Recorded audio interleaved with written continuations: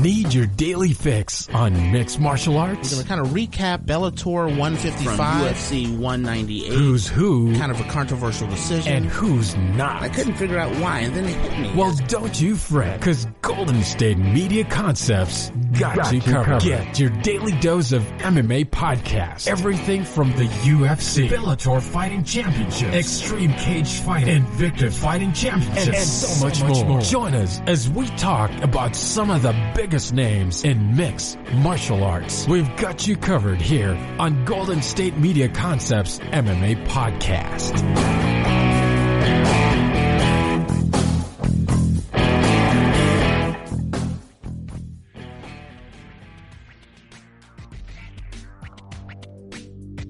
Thank you for tuning into the GSMC MMA Podcast, brought to you by the GSMC Podcast Network. I am your host, Arnel De Leon, and hopefully you are doing well for yourself, you're healthy, you're fine. If you're living in the States, hopefully your state isn't going through a period of lockdown and you're getting toilet paper in all your stores and shops.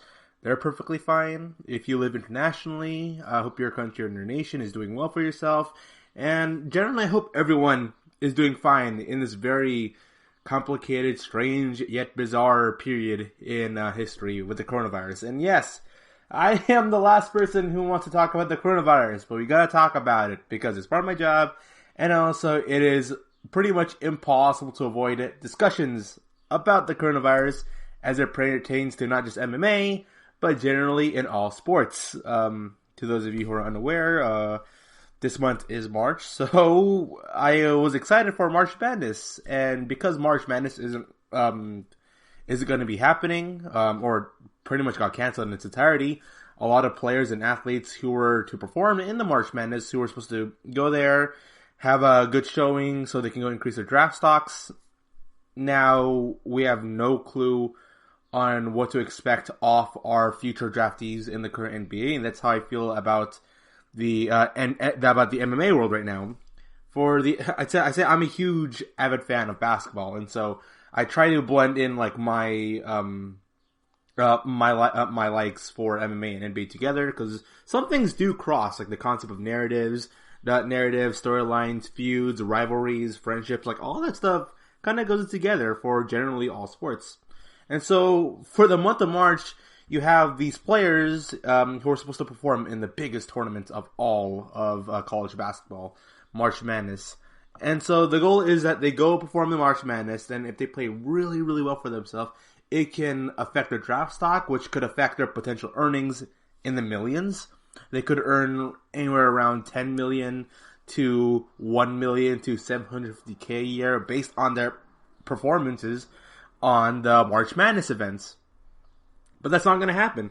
So instead, we got the top players from college who did not perform in March Madness to go straight towards the NBA. And at this point, nobody knows what to expect from these players. And the same goes for UFC 249. I don't know what to expect from this event.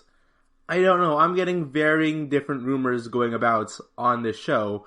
And so far, Dana White has kept it tight-lipped about any information about the show. We've been given small snippets of what we can expect. There will be a new location for UFC 249. It's not going to be in the Barclays Center due to, well, New York obviously locking down. With New York being locked down, California being locked down, they got to pick a location to which there really isn't containment or quarantine issued events happening from their state governments. And so, the general speculation would be Florida. Because if you don't know, Miami, Florida, like, that place is a total party scene. Which contrasts with Southern California. Okay, so initially, Southern California, when there was an announcement that the state governor would go and say, hey, people of California, you have to be locked down, stay at home, stay quarantined. So while Northern California, they kind of kept towards the lockdown thing. I live around the San Francisco area. San Francisco, the Silicon Valley, because those are billion-dollar organizations and companies there, like the richest people in America, pretty much live in the Silicon Valley, or in the Northern California and San Francisco area. And because of that reason, a lot of big businesses are closing down or being suspended. I had a friend who was supposed to work at Facebook over there, who works with Google, and because of the Silicon Valley being pretty much kind of shut down, Facebook is pretty much closed in a physical sense over there in that area. Compared to Southern California, people in Southern California, immediately after it was issued that people would go and, should stay locked down due to the virus, people are just partying like crazy in Southern California. People are going to the beaches, going to the parks. They are having the time of their lives over there, man. And if you look into the news, you'll find people. I love that generally these people who are partying happen to be like college age, like 21 to 25-year-old like people who with no shirts off in the beach, proper SoCal, being like, "Hey man, you only live once, YOLO." They have this they really do have this "you only live once" mentality, and that kind of applies towards Miami, Florida. And so that's why I'm speculating, or a lot of other people are speculating, why UFC 249 might happen in Florida. Now, although it is reported by Fox News that there were 9 people who were in Miami Beach partying that had coronavirus, but so far nothing really of note is coming up to which the state government is going to do anything about it. So as far as we know, Miami, Florida is like, that place is all fine. That place is all fine. They don't have a care for the world. So the expectation would be UFC 249 in Florida, because that state isn't regulating as much of their citizens and their shops and businesses. So that's why we can expect UFC 249 in the Florida area, specifically in Miami. Dana White also mentioned that there will be rebooked events. So the fights that we did miss, which were Leon Edwards versus Tyron Woodley, Aspen Ladd versus Julian Pena, maybe that fight. Or I think it's Pena injured. I'm not sure about that, but that's a potential fight that could be rebooked yet again. Francis Ngannou versus Rosenstrike. The Michelle Waterson fight. Like, all those fights could be potentially rebooked, possibly around the holidays. That's what Dana White is referring to, where he says fights that were skipped or canceled as a result of the coronavirus will be rebooked in the next couple months, so we can expect those fights coming up in the future, which will be pretty nice. The issue, though, is that hopefully their pay and salaries do get an increase, because these fighters have to pay for their fight camp. And if you're gonna, increase the time for fight camp, they gotta spend another extra several months worth of money and income. So hopefully these fighters do get a bump in their raise. They should. I'm not sure if it's gonna happen, though, because if they're gonna spend thousands of dollars for fight camp, they gotta hopefully be reimbursed for their money. Especially for the low tier fighters who are fighting the prelims or in the undercard, they should get reimbursed, considering the fact that they gotta pay a lot of money for fight camp, and their gross income isn't all that much, really. I got friends who make 6 figures, who make a lot more money than a lot of UFC fighters, and at least my friends have the benefit of there being a union. MMA in the general sense has like multiple union organizations going about it, though no centralized union. So hopefully those fighters do get compensated if they were to fight their intended fights in a future event, which could possibly be in the holidays.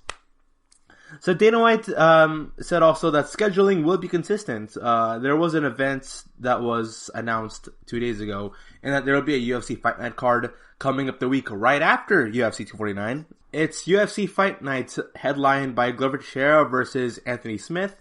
That fight's gonna be really fun. Neither fighter right now feels like the event will be canceled. There's always a potential chance that it could be canceled, but from Anthony Smith's call with Dana White, Smith says that he is reassured that the event of UFC Fight Nights the week right after UFC 249 is definitely going to happen. I'm happy for Dana White giving his fighters confidence, though, and I'm pretty sure Dana White believes in his own hype and in his own words that these events will happen. But it is expected that every UFC event coming up right after UFC 249 is going to be consistent. They are going to go and follow the schedule. Our recent nation's government has stated they want businesses to go back into work within 4 weeks' time of this recording. So that would then bring us towards end of April, end of April, where we can expect businesses and usual like shops and locations being reopened again to the public. That is an idea, and I can easily see that happening in the future. If every business does open up and start going on as usual, which is what the NBA is predicting, also they predict end of April as a potential, at the very least, starting point to when they can go restart their season, I can see UFC events, MMA events continuing forward with ignoring all the coronavirus issues, pressing forward and keeping their schedule consistent. That is something that I can expect from the UFC, and hopefully this issue can get cleared up. After the break, we will discuss more UFC 249 news right here at the GSMC MMA podcast. Check out the show built around the women of MMA. From the UFC to the extreme cage fighting, we got the fights covered. Listen. It's the Golden State Media Concepts Women's MMA Podcast. The latest news of upcoming fights, discussions of previous matches. Join us as we talk to and about the biggest names in women's mixed martial arts. Past, present, and future. When it's the women's fight game, you know where to listen to. The Golden State Media Concepts Women's MMA Podcast. Welcome back. You are listening to the GSMC MMA Podcast. This is Arnel De Leon reporting on UFC 249 and other MMA events happening around the world. So, let's talk about UFC 249, since that's the major event coming up on the following month. Will it happen? Will it not happen? Well, according to MSN.com, it is headlined that UFC 249, Dana White insists that he is not a COVID-19 rebel as he mulls over 7 locations. UFC President Dana White says that he has followed state and federal safety measures with the promotion. White adds he will reveal the location of Khabib Nurmagomedov versus Ferguson this week, mulling over 7 locations. The idea of a crazy rebel. I wouldn't call Dana White a crazy rebel. I don't think he calls himself a crazy. So this is one of those scenarios that if a person says that they're not something, then they kind of are it though, because they're kind of saving face here. I like to think that Dana White believes, and he's self-aware of himself to know that he is in the outer end of the spectrum of in terms of his opinions versus the general consensus. It's the reason why he's always anti or always against any news that comes out from the media or from the general internet, or if a fighter says something mean to him, he's always like, you know what? I'm not gonna take a self-reflection on myself and think that this information might be right.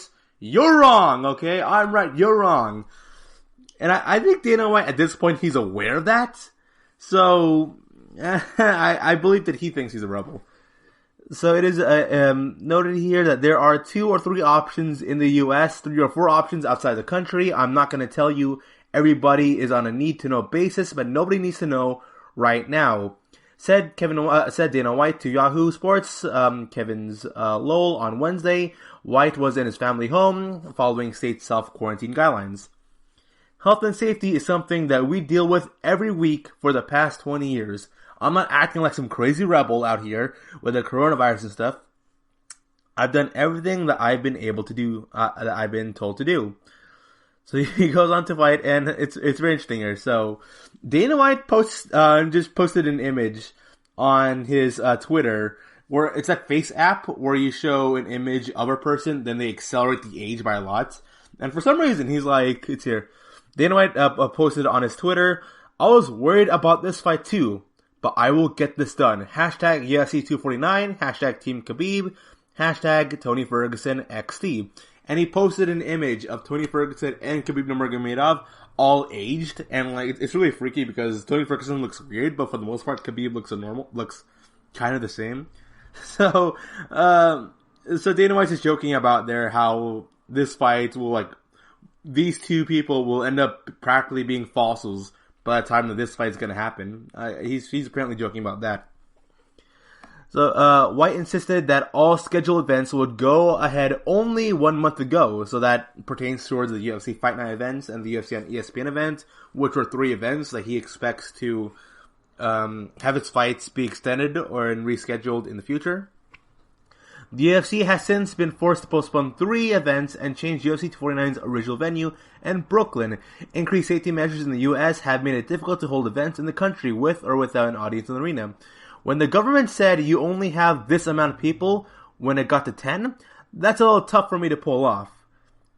He then continued, we stopped. I've been quarantined in my house since last Sunday. I haven't left the house, neither has my family. I followed all the rules, but this fight is gonna happen.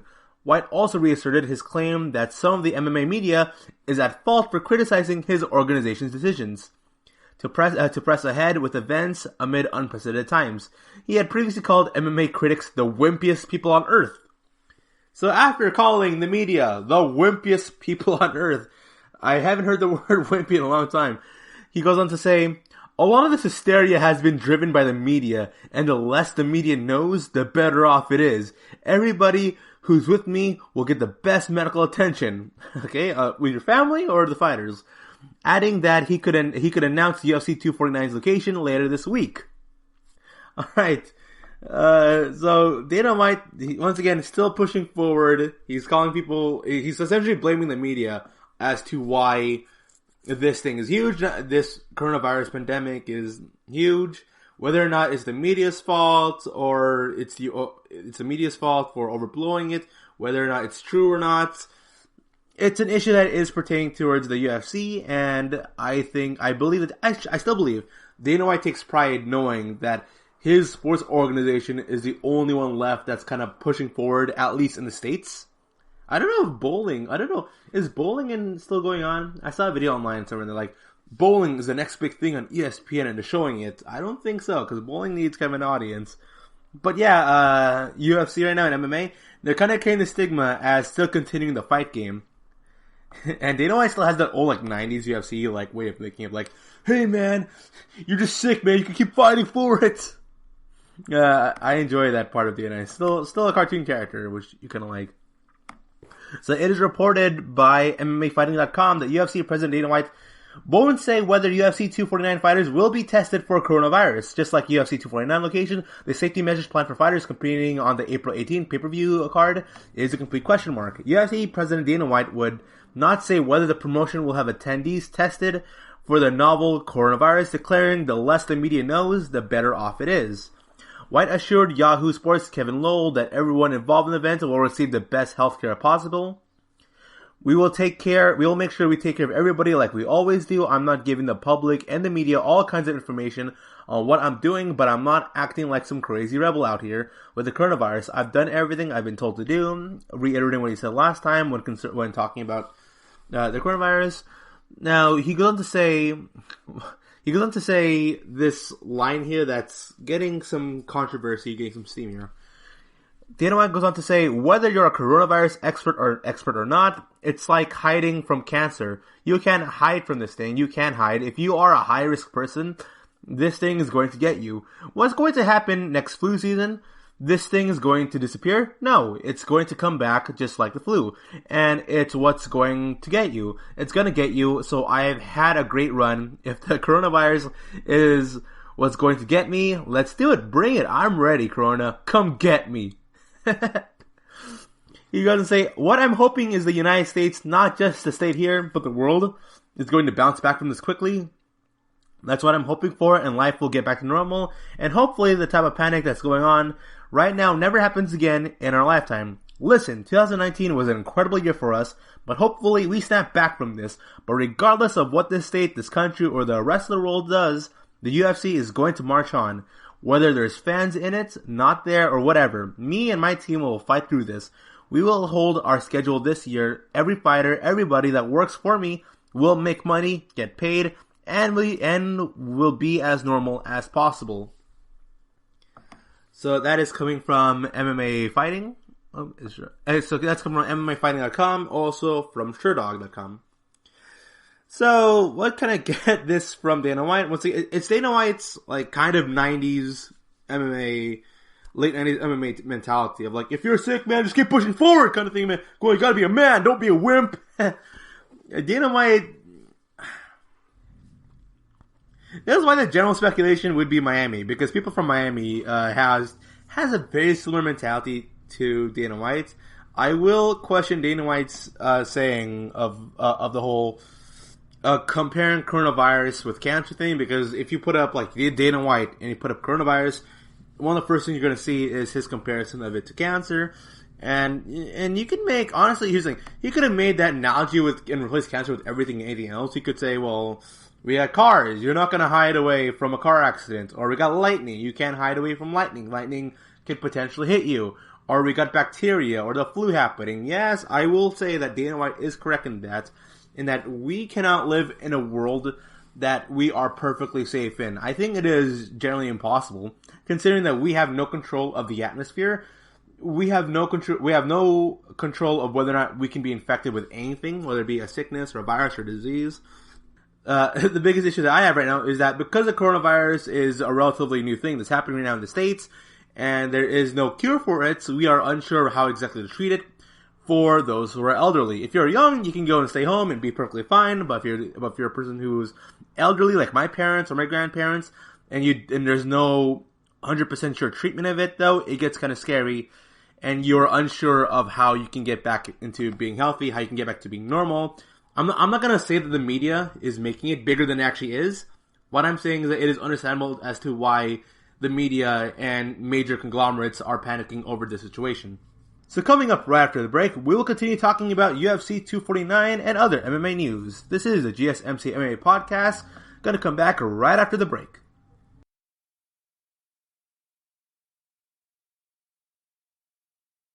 This is your ultimate stop for everything sports. The Golden State Media Concepts Sports Podcast. Should I say more? From the NFL, MLB, the NBA to MMA, it's all in here. The Golden State Media Concepts Sports Podcast. Listen now.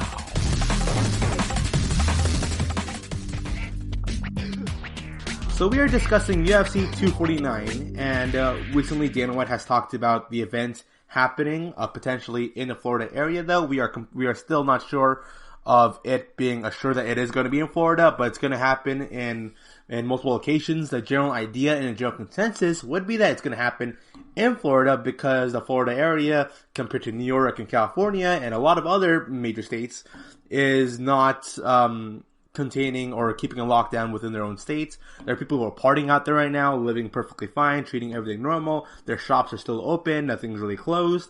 So that's why the general idea would be UFC 249 happening in a closed room or in a closed event in Miami, Florida. That's the idea. Dana White was asked whether or not his fighters will be tested or not. He left it very kind of vague. He left it tight-lipped on whether or not his fighters will be tested. And so, it is reported here by MMAfighting.com that Francis Ngannou says that there's a chance that he will fight at UFC 249 after being tested for COVID-19, which is very, very strange. I'm not really sure how that works. I doubt Francis Ngannou is going to fight at UFC 249, but this comes contrasting with what Dana White said about his fighters being tested for COVID-19. From a business standpoint, I understand why he is not gonna test his fighters. If I was in his position, I would say, if I was in his position and I had to have UFC 249 happen no matter what, there had to be Khabib versus Ferguson. No matter what happens, that fight will happen. The event will happen.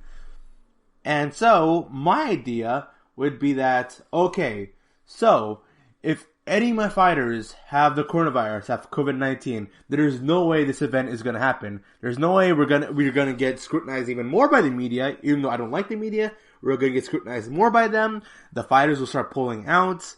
The event pretty much will be canceled if any of these fighters, especially if it's a major fighter like Khabib or Andrade or Namajunas or Ferguson, if any of those fighters get tested and it comes out positive, the event is canceled, which is really bad on me because I assured the people and the fans that this event was going to happen.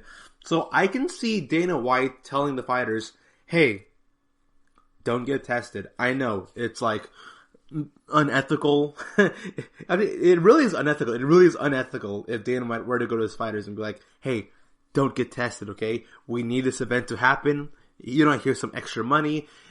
Keep your mouth shut. Do not get tested. I know it's unethical. It's kind of immoral, really. It's we're not following we're not following health and safety procedures here, man. But this event is gonna happen no matter what. Because I can easily see, like, Tony Ferguson, even though he's very amped up to fight against Khabib Nurmagomedov, even though he's been training years to fight against Khabib, I can understand him or Khabib if they get tested, be like, you know what, I am not fit to fight this fight, or I am not allowed to fight in this event, and so I'm out. Event will be cancelled. That looks really bad on the UFC. It looks really bad on Dana White. But then we're getting news here of Francis Ngannou. It's really strange here. So, this is coming in from MMAfighting.com. Francis Ngannou hopes to fight sooner rather than later after the UFC had him tested for COVID-19 just recently. So, we now know that these fighters are indeed being tested. Now, are the fighters in the UFC 249 being tested? We are unsure. And so, the Ferocious Heavyweight Knockout Artist was originally supposed to compete on the March 28th show in a showdown against Rosenstrike at UFC on ESPN 8 in Columbus, Ohio. That card was later canceled after concerns over the spread of the coronavirus shut down virtually all athletic events in the U.S. In the aftermath of the fight cancellations, Ngannou says that UFC organized a coronavirus test for him to make sure he was healthy enough to still compete. I got tested, Ngannou told Submission Radio. They got me tested for COVID-19. I guess they tested all the fighters too, which is kind of like a positive thing. Makes you feel a bit safe to get along with those people. So that line there where he guesses that all the other fighters are tested. So he's still unsure of whether or not how every other fighter is doing, which leads up to speculation that there's a chance that he could be tested, but all the other fighters on the UFC 249 card, they have not been tested. While UFC President Dana White has refused to say if the promotion was getting the athletes tested for COVID-19, and Ngannou believes the organization is taking the proper steps to ensure all the fighters competing on the upcoming cards are healthy and free of the deadly virus. Despite the growing pandemic, if there was a sweeping... Ngannou previously told MMA Fighting that he is still willing to fight while having faith that UFC would do right for the athletes when it came to health and their well-being. Ngannou goes on to say, no, I mean, I won't be concerned because once again, I don't want to say that COVID-19 is nothing. I don't want to say it's not bad, but technically I think it's the flu. It's a flu that we have all the time. Ngannou said the only problem with it is it's very contagious and it can spread very fast. No, I wouldn't be concerned about it because even after the test, I wasn't very worried. Like whatever is it, I will be okay. I think the thing right now is the panic. The thing has caused more panic than the real pain itself. We are panicking. Sometimes you think about it. I saw people that has cancer. I went to the hospital to see a friend who was at the hospital for chemo, and he was there about to have chemo, and he was scared about the coronavirus. So that goes to say there's a chance that I can be fighting on that card. He's talking about UFC 249. But you don't know. They have to settle everything down. For now, it seems like they have a location, but they still have to double check and see how they can handle the event safely for people. Because first of all, they're not just expecting to put people there fighting. They're also trying to make things to care about our health. I think it's... Okay, so Ngannou's asked who's going to fight, and he assumes it's going to be the same opponent. It's going to be Rosenstrike. Do I think he is going to fight? It is such a last-minute thing for Ngannou to fight against Rosenstrike that I don't... No, actually, I'm going to step back there. So he was supposed to fight I think this week. So this upcoming Saturday, he was supposed to fight against Rosenstrike, delay that fight by 3 weeks. You know, actually, that could potentially happen. I could see it happening, but I can also see it not happening at the same time. I can see... So, Ngannou says he's perfectly fine. Whether or not Rosenstrike is fine, I'm unsure. But there's an article written by Ariel Helwani when he was questioning how UFC 249 is going to happen. He's questioning Dana White's assuring that the fighters will be safe and they'll be healthy. And Dana White goes on to say... Ariel Helwani goes on to say, trust me, those fighters are looking forward to competing just as much as Nurmagomedov and Ferguson. And chances are, given their spots on the hierarchy, they need the money way more. Which I definitely understand. I agree with him on that stance. I recently asked a few of them or their managers about their status. The main response was that no one seems to know where this card is happening and whether they are going to remain on it. However, many did say that the UFC has begun to reach out about passport info, medicals, corner applications, and clothing sizes for cornermen for the kits. This is a standard operating procedure before every fight, so it appears that it's business as usual at Zuffa HQ. So he talks about how Jessica Andrade and how other fighters are trying to make the most out of the situation. And so this leads me to go on to think about, well, what's going to happen? What's going on with all the fighters? Are the fighters being tested or not? And from we can confirm from Ngannou and from Ariel Helwani, these fighters are indeed being tested. Now, are the main fighters being tested like Ferguson and Khabib? I'm definitely unsure about that. So Razanoma Yunus was reached out. Her team says she is trying to train as much as she can, but it's proving to be very difficult. Both fighters have yet to be told whether their fight will happen according to their teams. Calvin Kattar has a big fight against Jeremy Stevens. Alex Hernandez is going to meet Islam Makhachev in the card. Hernandez says San Antonio, where he lives and trains, is on lockdown. Oh, so San Antonio, Texas is currently on lockdown according to Hernandez, so he can't train much these days, but holding out hope that UFC will find a way to keep his fight on. He has considered the park for his workout, so he's working at the park, doing sit-ups and doing pull-ups, all that stuff. So far, fighters like Ben Rothwell, Rose Namajunas, and Jessica Andrade, and from I can guess also Tony Ferguson, they're training from their own homes. They got their own built-in gyms, and because of that, they don't have to travel for the gym because their gym is closed down, and hopefully things will go well for them as they go push forward for UFC 249. So coming up right after the break then, what is going to happen? Well, Conor McGregor says he is stepping in as the next challenger. Will he be the next challenger for the lightweight belt? Let's find out. This is the GSMC MMA podcast.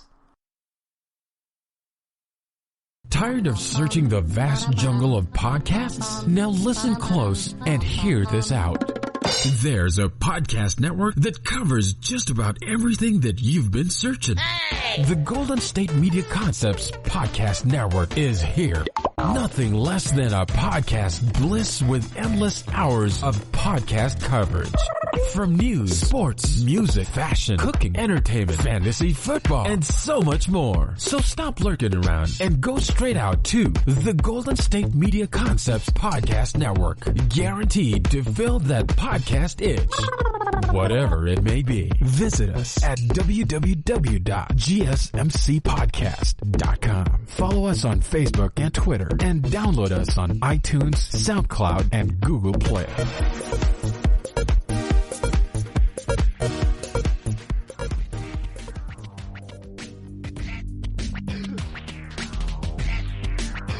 And we are back. So, Conor McGregor, could he be stepping in for UFC 249? Definitely that is not going to happen, Sally. For as much as I like to see that happening, it's too much of a last minute call, and it will take us away from the Khabib versus Tony Ferguson fight, though. I am a firm believer that we are going to see Justin Gaethje versus Conor McGregor. Then the winner of Conor McGregor versus Justin Gaethje will then go on to face either the loser or the winner of the Ferguson versus Khabib fight. Either way, you got 4 fighters there in Tony Ferguson, Khabib Nurmagomedov, Conor McGregor, and Justin Gaethje. It would be so fun to see any of those 4 guys take exchange from each other in fights. It'd be very interesting to see who would win in a match between Justin Gaethje versus Khabib Nurmagomedov. Gaethje's a freaking tank, man. That guy can take whatever he can. He's a great wrestler. The dude's gonna go and keep moving forward like a power truck. Honestly, it's hard for me to imagine someone like Khabib, who is probably the best ground and pound fighter in all of UFC, take down Justin Gaethje and just maul him. Because I just can't imagine Gaethje being mauled for an extended period of time. I can't see that, and a fight between Tony Ferguson and Conor McGregor would be interesting also. It would probably be the most fun fight ever in terms of striking. I can see it'd be remember how Anthony Pettis versus Tony Ferguson was? This is a very fun striking exchange. There's 2 people going at it with wild, crazy elbows, flying knees, sweep kicks. It would be super fun to watch. And so I would see Conor McGregor versus Tony Ferguson being a must-watch for me if they were to book that fight. Now, will they book that fight soon? Hopefully soon. Probably by late this year or middle of next year, depending on the condition of Ferguson and Khabib and Gaethje, depending on where they're at right now, to be honest with you. But so far, I'm currently looking at Gaethje versus Conor McGregor being the next fight for Conor. So a video that surfaced recently about Conor McGregor was that he practically did a pro wrestling promo. He posted on YouTube and on social media, and that's Conor McGregor urging for a lockdown. So he did a video where it's him, I think it was like at his gym or in his facility. So it's him talking in front of the camera for about 2.5 minutes. And he goes on to talk about how it is vitally important, that it is a must that the nation of Ireland should go into lockdown. Not only that, he also says Ireland and the entire rest of the world should all go in lockdown as a response to COVID-19, the coronavirus. He is saying this after his aunt passed away. His aunt did not pass away from coronavirus, but I think his aunt passed away through natural causes, through natural health causes. And ever since his aunt passed, Conor McGregor has constantly been going at it on Twitter, on Instagram, talking about how it is important to be healthy so you can live a long, prosperous life. I believe that his aunt passing away really shaped Conor McGregor's outlook in life, because if you go to his Instagram and Twitter and stuff, it changed from him talking about how he wants to fight Khabib, how he wants to fight Ferguson, how he's the best, how he's number one. He's talking about wanting to fight Nate Diaz again. He's going from this trash-talking, loudmouth Irishman into this guy who's all of a sudden kind of a philanthropist, being like, hey, we should all come together and fight together as one. Hey, you politicians, go make sure there's a lockdown happening because the safety and concerns of the people. He went from talking about being the best fighter in the world, which is what he's been doing since the Donald Cerrone fight, into, hey everyone, let's go work together. Let's go hold hands practically and save the world. Let's fight COVID-19 together. I find that very interesting more than anything else here. But so, Conor McGregor, we all know what his stance is right now on COVID-19. He's treating it very, very seriously. I want every one of you guys to go look out, go on YouTube, type up Conor McGregor, and one of the first videos you are going to see is him talking about COVID-19. Although he's no medical expert, he is very serious, he's very tense, and he's treating this as if okay, everyone needs to take this seriously. Let's stop debating about it, because the more we debate about it, the more time is lost, that we could be using that time for something else, which could go help us the people as we go fight on against COVID-19. So Dana White was asked about what was his response on the Conor McGregor video. So we all know what Dana White's opinion is on the coronavirus. The COVID-19 thing, it's big, but it's bigger than it actually is, man. The media is the reason why it's big. He's talking about how people are wimps and that people should go and stop living in their basements or stop living in their houses. They should go out there, live life, get ready to die, apparently. So Dana White has no fear. He's treating COVID-19 seriously, but he finds it more of a burden or more of an annoyance than an actual issue.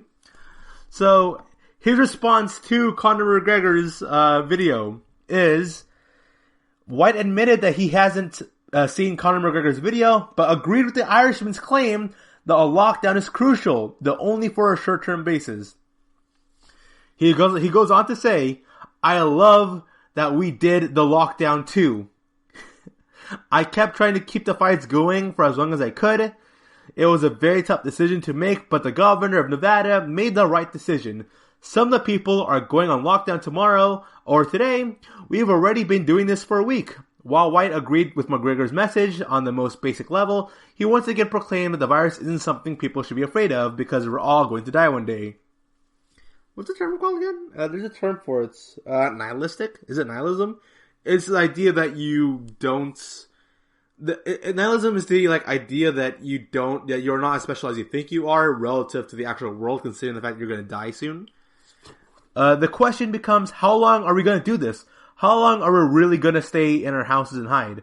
White said, if the coronavirus is what's gonna get me, then so be it. It is what it is. The list goes on and on with things that kill people every year. One thing is guaranteed. We're all gonna die someday. Since when do Americans run and hide in their freaking houses instead of taking this head on and finding solutions? Protect the people that need to be protected. Whether you're a coronavirus expert or not, it's like hiding from cancer. Yeah, he still goes on to like reiterate about that. So Conor McGregor, and I'm getting so weird mixed messages about Dana White right now. It's like, yeah, I support Conor McGregor's decision that locking down is the right thing to do, that people should go hide. But also, man, you're a wimp if you hide. Like, it's such a, it gets kind of frustrating. Yeah, it gets kind of frustrating to know or to understand what Dana White's perspective is on the actual events. It's kind of coming across as nihilistic from my point of view on how he's seeing the COVID-19 thing. Will UFC events be canceled or will they be stopped? So the prediction is the event is going to continue happening and it's going to be pushing forward towards middle or end of April, to which the regular events for UFC will go in as normal and scheduled events will happen no matter what. So that's the issue that's going on right now for UFC 249. Another report that came out considering Conor McGregor is he's very out there now talking about COVID-19, and people are speculating on who Conor McGregor is going to fight next. It is reported here by MSN.com that Justin Gaethje would destroy Conor McGregor in a single round, according to a UFC champion. So, this is according to a two-weight UFC champion, Henry Cejudo, and I don't know if you really would like to listen to Henry Cejudo's opinion on things, because then Henry Cejudo, for the most part, is kind of turning into like a cartoon character. If you follow him on Instagram, or on his Twitter, or any of his social media, or if you've been like looking up Henry Cejudo videos on YouTube, the guy is slowly becoming more of a meme as time goes on. He's kind of turning into this like cartoon small guy character, cutting wrestling promos, being a wee bit cringy. So, the two-weight UFC champion Henry Cejudo, who, like Justin Gaethje, is represented by Dominance MMA Management, Cejudo sees his stablemate as a superior fighter in a matchup against Conor McGregor, and I would say that it would go 50-50 there. I honestly have no clue who's going to win in a situation where it'll be Conor McGregor versus Justin Gaethje, because Justin Gaethje's a tank. Justin Gaethje has power in his hand, but I think if you're to compare who's more of a powerful fighter, Conor McGregor or Justin Gaethje, I would say Conor McGregor. Conor McGregor is more likely to knock out Justin Gaethje than Gaethje is to knock out Conor McGregor, but I feel like in the long haul, in a 5-round fight, I would say Gaethje would defeat Conor, because Gaethje has insane cardio. For as great as Conor McGregor is, we all know his cardio does come to question in fights whenever it goes past the third round, so I would consider that fight being a complete toss-up, really. So coming up right after the break, we'll be discussing more MMA news here as we look at the betting odds for UFC 249. This is your ultimate stop for everything sports. The Golden State Media Concepts Sports Podcast. Should I say more? From the NFL, MLB, the NBA to MMA, it's all in here. The Golden State Media Concepts Sports Podcast. Listen now. And welcome back. So we are looking at UFC 249 news, and the betting odds just came out. Who are the favorites to win at the UFC 249 event? Let's look at this. So for the main events, it's the biggest disparity, which is very surprising to me, as this will be Khabib's biggest matchup here. Khabib Nurmagomedov versus Tony Ferguson, the biggest split of the night. As Khabib is coming in as a negative 345, Tony Ferguson at plus 245, which makes Ferguson the biggest rookie out of everybody in this entire card. The disparity in the betting odds are the most sparse and the most widened in this fight than more than any other fight in this entire card so far. And it's like, wow, even when Khabib is fighting his most toughest opponent yet, still, even then, like, he is considered the wide favorite among to go win this fight. And when I say he's going to win versus Khabib versus Tony Ferguson, once again, it's the battle of like who's better, Khabib's wrestling versus Tony Ferguson's jiu-jitsu game. Eddie Bravo has talked extensively about how Tony Ferguson has trained for years prepping up specifically against Khabib. Even when Tony Ferguson's fighting somebody like an Anthony Pettis or even a Kevin Lee, he prepped up, making sure that he's like ready against Khabib. Because according to Eddie Bravo, Khabib versus Tony Ferguson is the worst case scenario in the sense that like it's the last person Tony Ferguson really wants to fight, considering the fact that Khabib is probably the most biggest threat in the entire lightweight division, which he is. He really is. He's the number one fighter in the entire lightweight division. And if I were to say who has a chance against Khabib, if you were to say who are the top fighters of the lightweight division, you would say Conor McGregor, Justin Gaethje, and Tony Ferguson. I would throw in Kevin Lee. This was like 2 years ago. Like Kevin Lee, you could say actually kind of had a chance against Khabib. Charlie Oliveira. He's too far out in the rankings to go and challenge Khabib. I would love to see Khabib versus Oliveira, but Oliveira right now, he's way too far out in the rankings, and Oliveira has to win another 2 or 3 more fights just to get into that contender top 5 spot.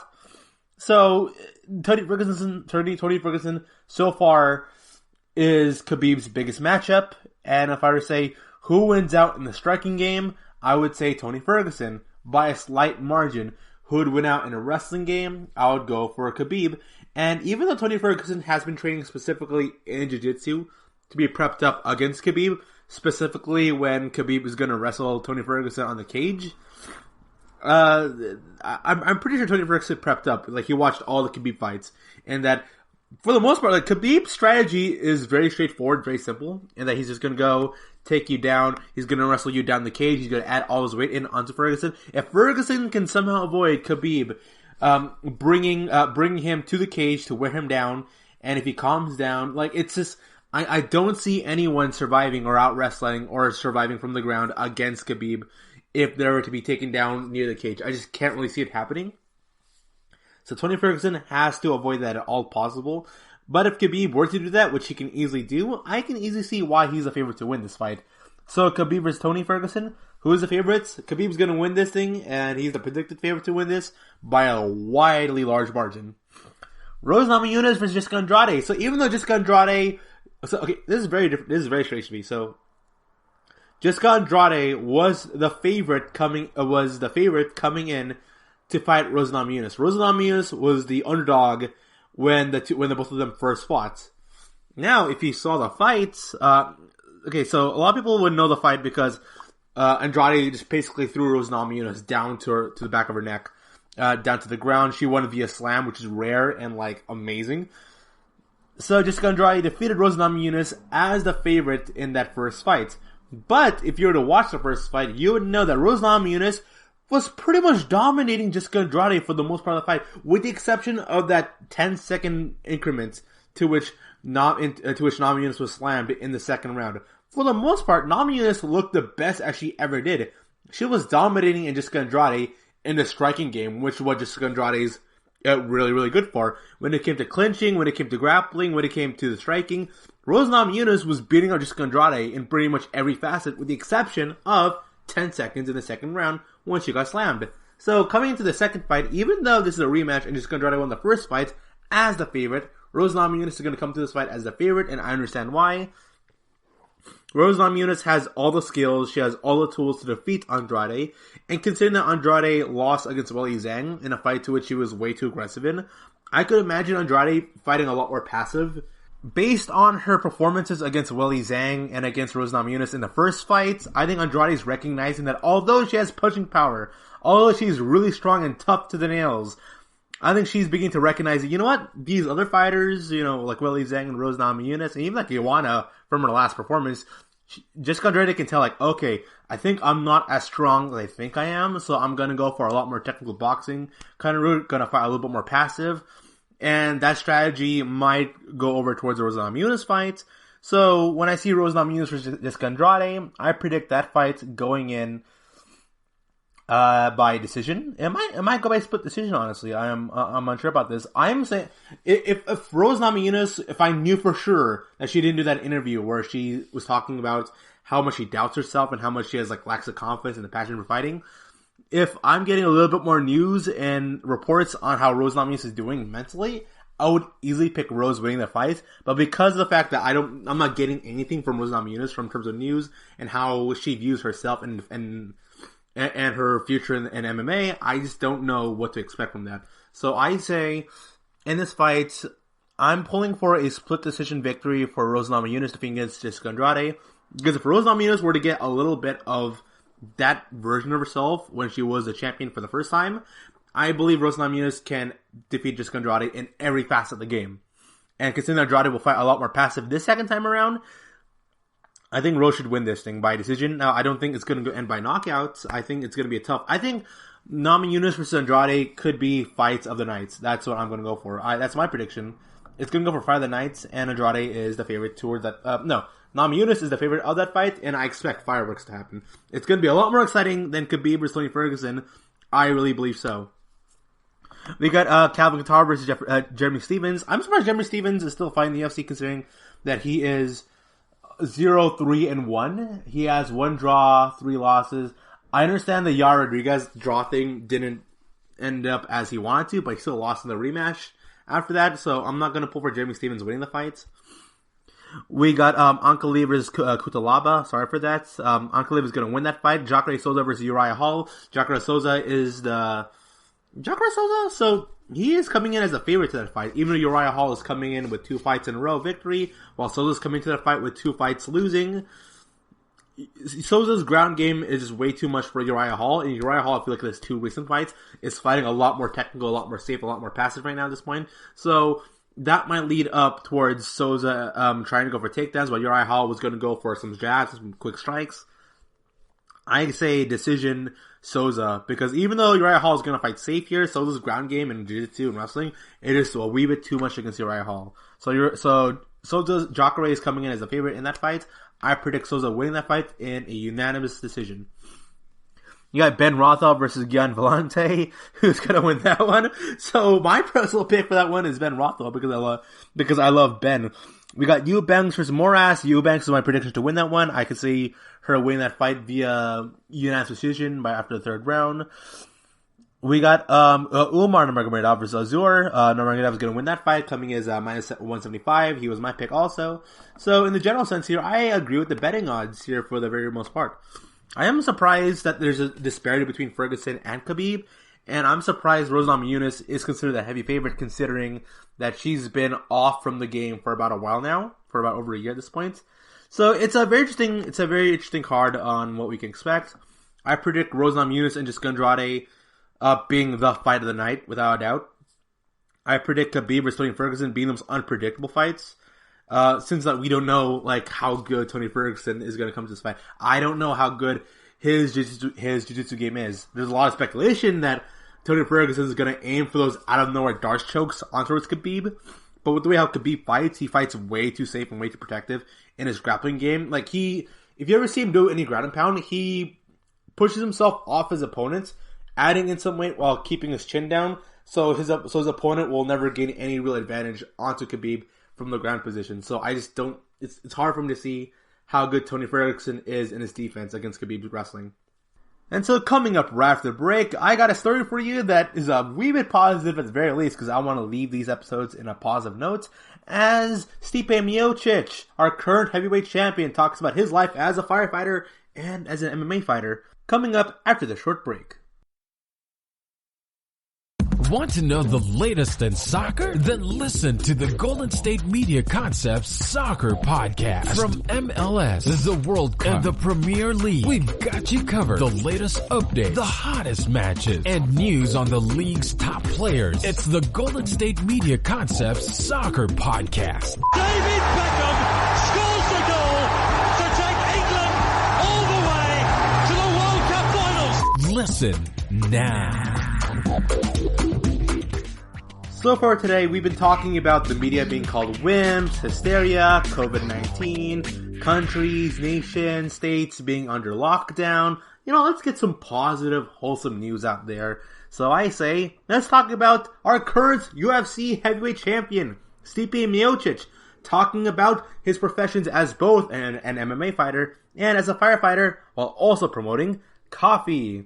So this comes in from his interview with Fox News, talking about UFC and firefighting. And by the way, I love the fact that this man here is known as one of the baddest people on earth. Happens to also be, a proper Samaritan, doing his job, helping other people out, taking out fires, helping others as a firefighter. It's really cool. It's really cool that because there are a lot of fighters who are stuck within their own, who are way too wrapped into their own mystique, who are wrapped into themselves, who are wrapped into this idea that I'm a fighter. That's the only thing that I'm good at because that's the only thing that matters in my life. It's the reason I like Chael Sonnen when he does real estate, or for Stipe Miocic when he does firefighting. Because when you have fighters like even Conor McGregor, at least he's investing towards his own brand of whiskey. You're doing something else beyond just fighting, because I like following fighters that have interests or hobbies or likes that go outside of fighting. For once, like if you ever see like Michael Bisping becoming a parent, like hanging out with his kids, or him talking about role playing video games. It's very interesting to see the other facet of these fighters. There was a promotion video that was about Alexander Gustafsson versus John Jones. So the John Jones part of the UFC, it was the UFC Countdown. So the UFC Countdown was highlighting John Jones. What does he do in his off time? And it's just him standing in a forest while there's like mist and clouds around him, and he's shadowboxing. While Alexander Gustafsson is out here spending time with his family. And I'm like, wow, you're a lot more likable. And I'll like it if a lot more fighters can come across or try to be more likable as they can, instead of like trying to be a cartoon character. It's kind of refreshing when you have people it's refreshing when you have fighters be themselves instead of being characters for once. It's fun and all having some characters or two, but then you get towards the Kevin Lees of the world who are like, okay, you're obviously trying to play a character, and I don't like you trying to play a character. If you want to play a character, get into acting or get into the WWE. Do that stuff if you want to be an actor. But if you want to be a professional fighter, if you want to say that you're the best, and then in actual performance you underachieve, I'm not interested in you anymore. It happened to Michael Chiesa. It happened to Colby Covington for a short while until his performance against Usman, and it happened to Kevin Lee. So I'm happy about Stipe Miocic here. So in the interview, he says, in both professions, you have to be cool, calm, collected, no matter what the situation is. Miocic said, you have to strategize and can't brazenly go in there. I'm sure you saw my first fight against DC. Daniel Cormier, I got knocked silly. By the impressive performance there by Cormier. I think no one would have predicted Cormier knocking out Miocic. Miocic contrasted the two professions and explained that he likes to be able to help people through his work as the first responder. Miocic added that being a member of the Valley View Fire Departments gave him another family. They, his colleagues at the fire departments, gave me out of my own head after fights too. Like after beating DC, they handed me a toilet brush to go clean the bathroom. The guys shift my focus in a good way. I get in, we train, we work out shifts. We make the city better. It's nice knowing that. It's nice knowing that we have fighters who are like, I'm the best, I'm the greatest ever. Then you got Stipe Miocic talking about how he wants to make the city improve and play his part into making, the city be better through his actions as a first responder, as a firefighter. That's really wholesome and nice to know. So, FTC Vice President Jason Patton told Fox News that he knew Stipe was a firefighter and had tried their coffee before. He's also sponsoring that type of coffee. That's when he came up with a coffee strong enough to fuel baddest man on the planet, Patton said. We are honored to work with a man that has not only found a huge success in the fighting world, but also success in changing the lives of the people around him as a firefighter. Miocic is recovering from a torn retina and a hand injury in the wake of UFC 241. Miocic defeated Daniel Cormier in a highly anticipated rematch to become the UFC heavyweight champion for the second time after losing his first fight in 2018. The first two rounds of the fight did not look positive for Miocic until the momentum shifted over in the third round, continuing to the fourth. So Miocic goes on to talk about how the body punches he was working on Daniel Cormier, which when I saw it, I was like, dang dude, keep hitting those body punches, dude, you were working it. So Miocic was not doing well for himself. He was like Cormier and Miocic were just walking tanks, going at it, slugging each other out. But then Miocic started going for these like right uppercuts or these like right hooks onto the body of Daniel Cormier, and you could see Daniel Cormier's face like reacting very significantly. He started walking differently. You can tell by a person's face when they're shocked or when they're shocked. It's like when you push somebody for the first time. If you push somebody and they have this very shocked wow face, that means that they've never been pushed before, or is this first time they've ever gone through a major like conflict where they got pushed down or they got put down.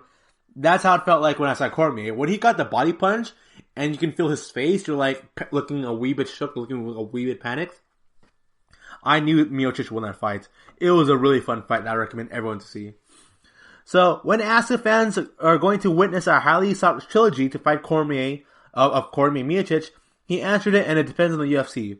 You know, it's what the UFC wants. I'm getting better day by day, but it's looking like summer because a lot of these fights are getting booked up by June. Maybe another fight in July or August fights. So he's talking about when he will fight Cormier. Cormier has been speculating on the idea of himself retiring. So Cormier has gone on like he wants to retire against John Jones. He wants to retire against Brock Lesnar.